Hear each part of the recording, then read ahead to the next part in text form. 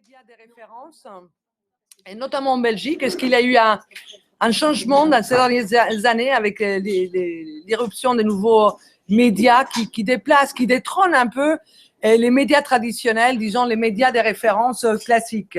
Première question.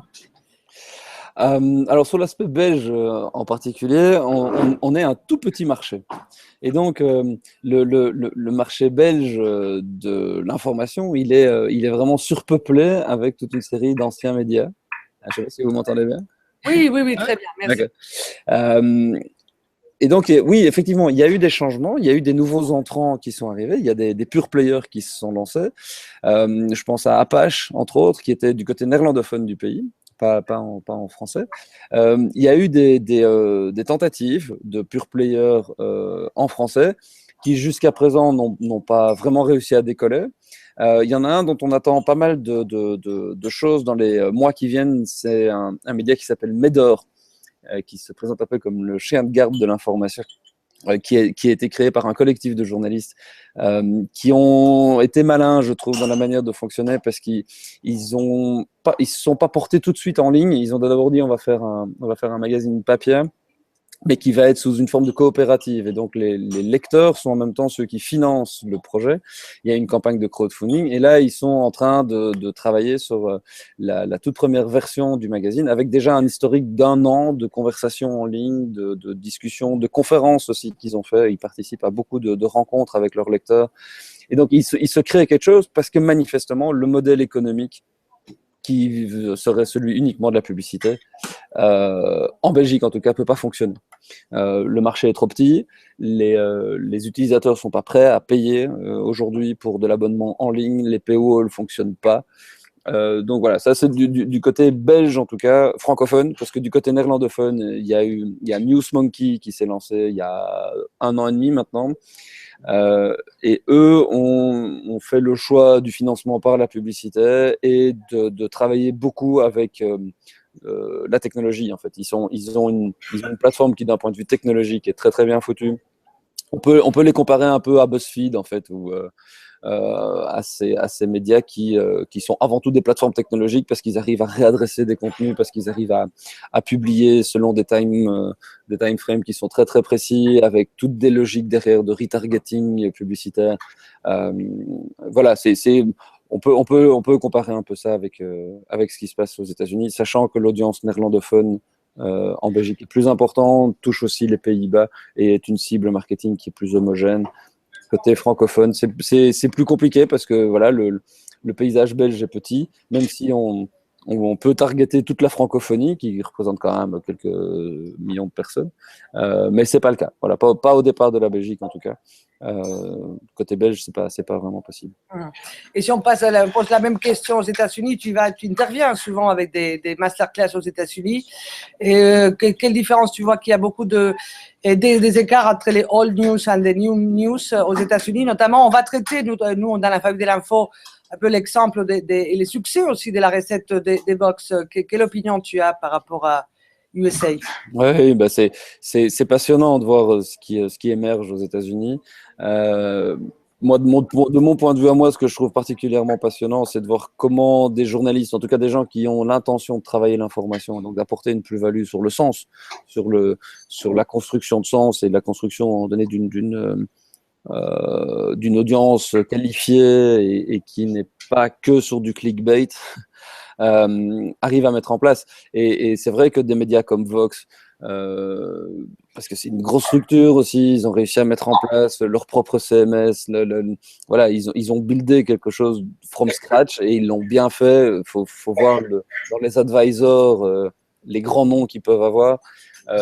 Non, c'est vraiment bien foutu. Et en même temps, il y a une diversité qui n'est pas inintéressante non plus, parce que des médias comme ProPublica, par exemple, ont aussi trouvé leur modèle économique avec un modèle qui est pas tout à fait non-profit, mais qui est plutôt basé sur des fondations. C'est quelque chose qui a assez peu en Europe. Voilà, cette notion que l'information n'est pas un produit comme un autre est intéressant aussi. De nouveau, ce qui est intéressant de se poser comme question, je pense, c'est pourquoi on est média.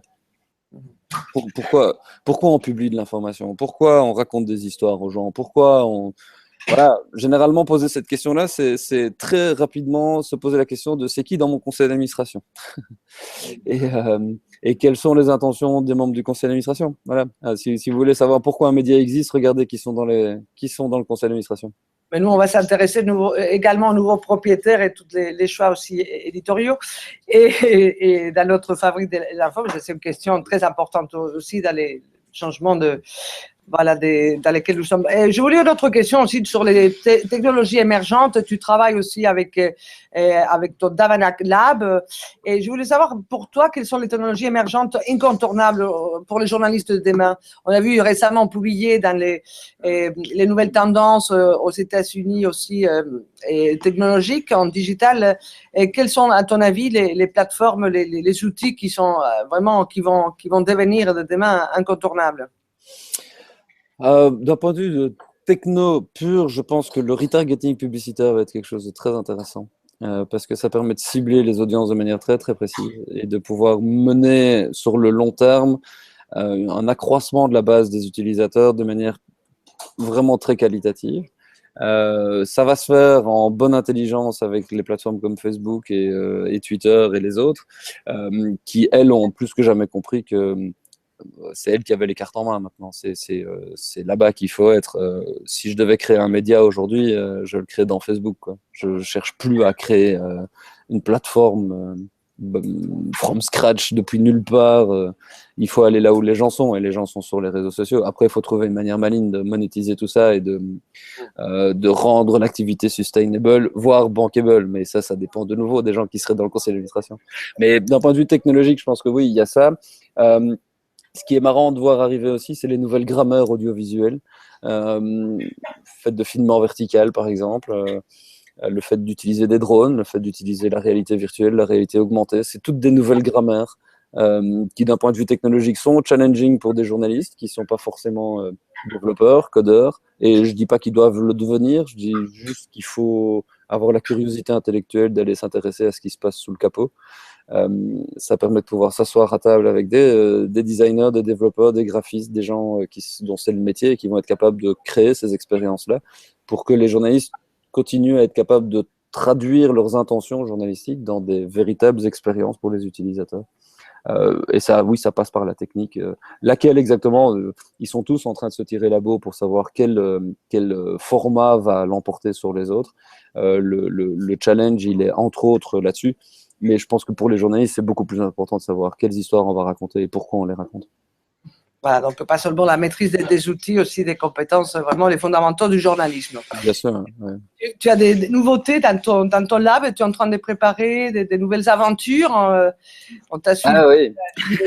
Est-ce qu'il y a quelque chose de nouveau aussi dans ta manière d'explorer les nouveaux territoires du journalisme?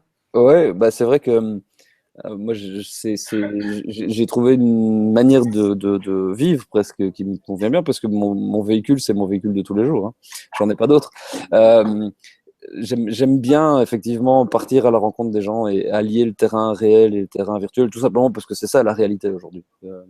Les terrains physiques et numériques, ils sont intimement imbriqués aujourd'hui. Et donc oui, avec le véhicule, il y a des chouettes projets en préparation, des road trips en France, en Suisse. La techno que moi j'ai développée à l'intérieur du véhicule, elle est pas secrète. Hein. Moi j'ai documenté tout ça en ligne et si demain vous voulez faire pareil, c'est tout à fait faisable. Je veux dire, c'est techniquement parlant, j'ai pas inventé grand chose, si ce n'est de réussir à mettre tous les éléments du puzzle ensemble pour réussir à construire des expériences de nouveau. Quand je prends des gens avec moi dans le véhicule, c'est pour mener des projets où voilà, les intentions sont fortes et on essaie d'aller poser le véhicule sur les places du village pour rencontrer les gens, pour discuter avec eux de leur réalité et prendre le temps. C'est une des choses qui est intéressante aussi quand on est dans ce mode-là de narration, c'est que on reprend le temps et on se met en recherche de belles rencontres. Et puis, comment on va les raconter, ça c'est autre chose. Là, de nouveau, on cherche à utiliser des outils, des techniques qui font qu'on se réapproprie nos data. Et ça, c'est ce que j'ai construit avec Backtracker, qui est cette application qui permet effectivement de traquer mes mouvements avec le GSM, là où je me trouve, le modem en fait de mon GSM, et puis de venir raconter des histoires avec toutes toutes les productions, tout ce qu'on peut produire sur les réseaux sociaux, là où les gens sont. Mais on se réapproprie ces données-là pour raconter des histoires.